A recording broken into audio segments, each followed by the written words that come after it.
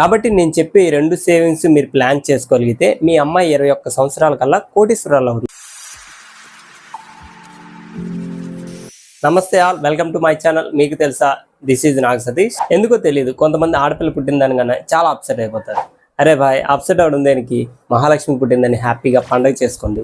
అరే నీకేం పోయింది, ఎన్నైనా చెప్తావు, అమ్మాయి పెళ్లి ఖర్చులు అవి భరిస్తే తెలుస్తుంది నీకు అంటారా? అయితే అమ్మాయికి ఎడ్యుకేషన్కి అయ్యే ఖర్చు విషయంలో కానీ, మ్యారేజ్ విషయంలో కానీ అస్సలు బాధపడాల్సిన అవసరం లేదు. నేను చెప్పినట్టు ఈ రోజు నుంచి ఈ 2 రకాల సేవింగ్స్ చేసుకుంటే మీ అమ్మాయి ఫ్యూచర్ కోసం అస్సలు ఆలోచించాల్సిన పని లేదు. చాలా మంది మంత్లీ శాలరీ ఎక్స్పెన్సెస్కే సరిపోవట్లేదు, ఇంకెక్కడ సేవింగ్స్ చేస్తాం అని అనుకోవచ్చు. దీనికి మీకు ఒక ఎగ్జాంపుల్ చెప్తా. మీరు ఒకరోజు సరదాగా ఎంజాయ్ చేయడానికి 2000 రూపీస్ ఉన్నాయనుకోండి. ఏం చేస్తారు?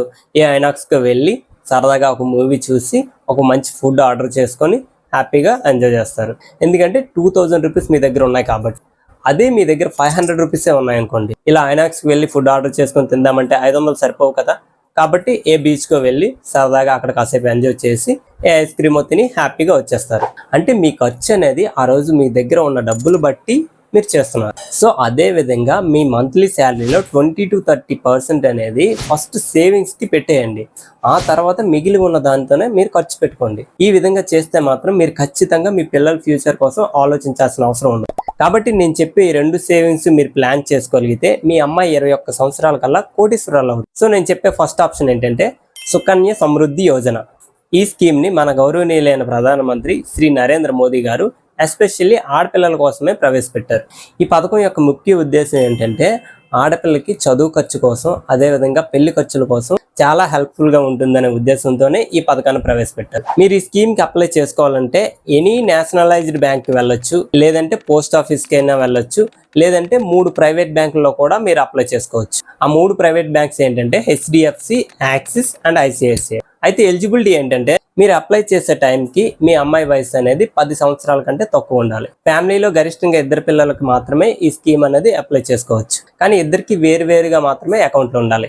ఇక్కడ ఇంకొకటి గమనించాల్సిన విషయం ఏంటంటే మీకు ఫస్ట్ టైం బేబీ గర్ల్ పుట్టి second time 2 twins baby girls పుట్టారనుకోండి, అప్పుడు 3 అకౌంట్లు కూడా ఓపెన్ చేసుకోవచ్చు, 3 వరకు ఎలిజిబిలిటీ ఉంటుంది. కానీ ఫస్ట్ టైమే ట్విన్స్ గర్ల్స్ పుట్టారనుకోండి, అప్పుడు 3rd అకౌంట్ ఓపెన్ చేయడానికి మాత్రం వీలు పడదు. మీకు ఈ స్కీమ్ లో బెనిఫిట్స్ ఎలా ఉంటాయనేది ఇప్పుడు చూపిస్తా. మీరు ఈ స్కీమ్ లో ఏంటంటే సంవత్సరానికి మినిమం 250 నుండి 1,50,000 వరకు మీరు డిపాజిట్ చేసుకోవచ్చు.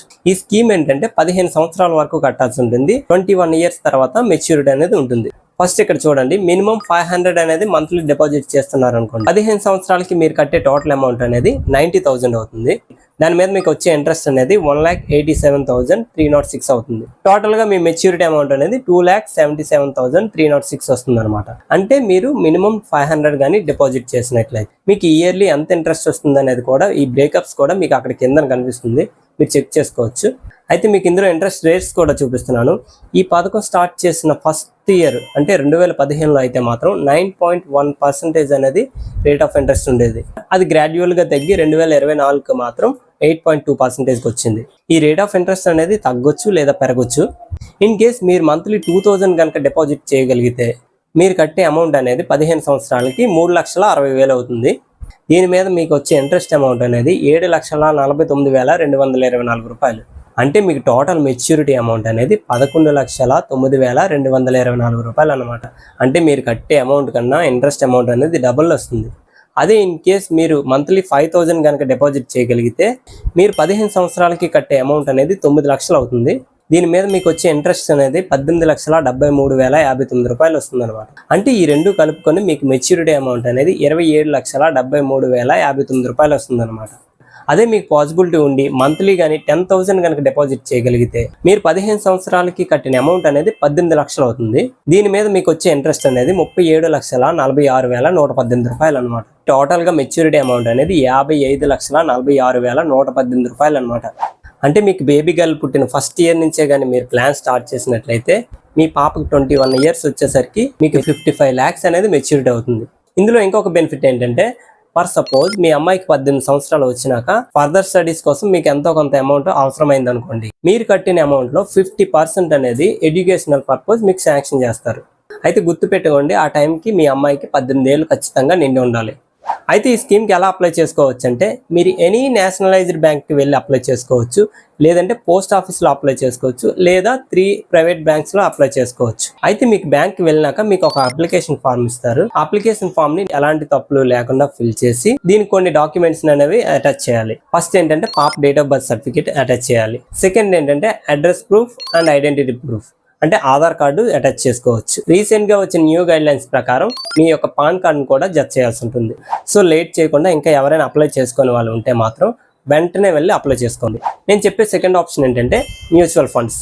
రీసెంట్ డేస్ లో ఏంటంటే చాలా మంది మ్యూచువల్ ఫండ్స్ లోనే ఇన్వెస్ట్ చేస్తున్నారు. అయితే ఈ మ్యూచువల్ ఫండ్స్ గురించి మీరందరూ వినే ఉంటారు. దీని గురించి నేను డీటెయిల్ గా చెప్పాలనుకోవట్లేదు, ఎందుకంటే యూట్యూబ్ లో ఆల్రెడీ చాలా మంది చాలా డీటెయిల్డ్ గా మ్యూచువల్ ఫండ్స్ గురించి చెప్పున్నారు. కాబట్టి మ్యూచువల్ ఫండ్స్ అంటే ఏంటి, ఎలా మనం ఇన్వెస్ట్ చేసుకోవాలి, ఎంత అమౌంట్ ఇన్వెస్ట్ చేసుకోవాలి అనేది మాత్రమే చెప్తాను. మ్యూచువల్ ఫండ్స్ లో ఏంటంటే మనకి ఎలాంటి నాలెడ్జ్ లేకపోయినప్పటికీ కూడా మనం మ్యూచువల్ ఫండ్ లో ఇన్వెస్ట్ చేసుకోవచ్చు. ఎందుకంటే మ్యూచువల్ ఫండ్స్ లో ఒక ప్రొఫెషనల్ ఫండ్ మేనేజర్ అనేవాడు ఉంటాడు.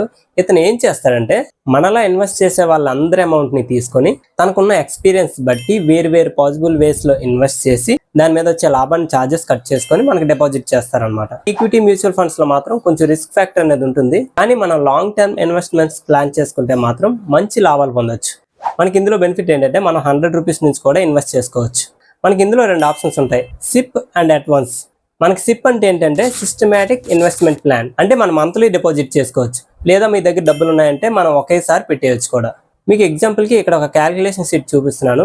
నేనేంటంటే మంత్లీ ఒక 5000 ఇన్వెస్ట్ చేద్దాం అనుకుంటున్నాను. నేను ఇందాక చెప్పాను కదా లాంగ్ టర్మ్ మనం ప్లాన్ చేసుకోవాలని, కాబట్టి నేను 15 years కి ప్లాన్ చేసుకుంటున్నాను.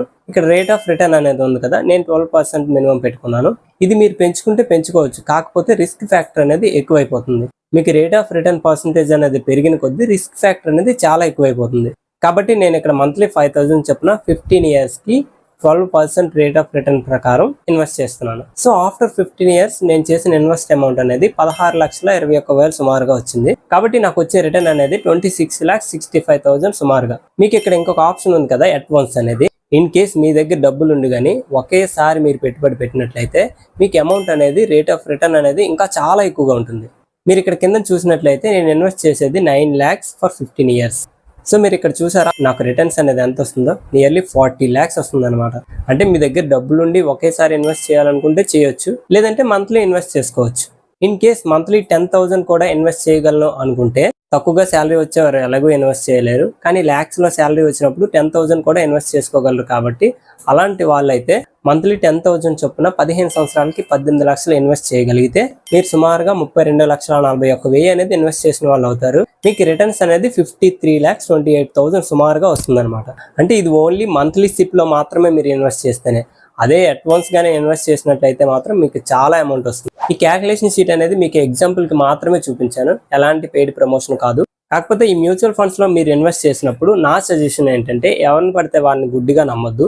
చాలా మంది ఎక్స్పర్ట్స్ ఉన్నారు కాబట్టి పూర్తిగా తెలుసుకొని అప్పుడు మాత్రమే మీరు ఇన్వెస్ట్ చేయండి. అదే విధంగా ఒక్క దానిలోనే ఇన్వెస్ట్ చేయకుండా రిస్క్ ఫ్యాక్టర్ తక్కువ ఉన్న దానిలో కూడా మీరు ఇన్వెస్ట్ చేయగలిగితే రెండింటిని బ్యాలెన్స్ చేసుకొని మీకు లాభాలు అనేవి చాలా బాగుంటాయి. సో ఫ్రెండ్స్, నేను చెప్పినట్లు మీరు రెండిట్లో కానీ ఇన్వెస్ట్ చేయగలిగినట్లయితే సుకన్య సమృద్ధి నుంచి మీరు ఒక 50 lakhs, మ్యూచువల్ ఫండ్స్ నుంచి మీరు ఒక 50 lakhs, మీ పాపకి 21 years వచ్చేసరికి మీరు ₹1 కోటి అందుకోగలుగుతారు. సో అలాంటప్పుడు మీ అమ్మాయి కోసం బెంగపడాల్సిన అవసరం ఉండదు కదా. సో ఫ్రెండ్స్, వీడియోలో ఇన్ఫర్మేషన్ వర్తీ అండ్ యూస్ఫుల్ అనిపిస్తే మీ ఫ్రెండ్స్ అండ్ ఫ్యామిలీకి కూడా షేర్ చేయండి. లైక్ చేయడం మర్చిపోకండి. మరిన్ని ఎలాంటి ఇంట్రెస్టింగ్ వీడియోస్ కోసం మా ఛానల్ సబ్స్క్రైబ్ చేసుకోండి.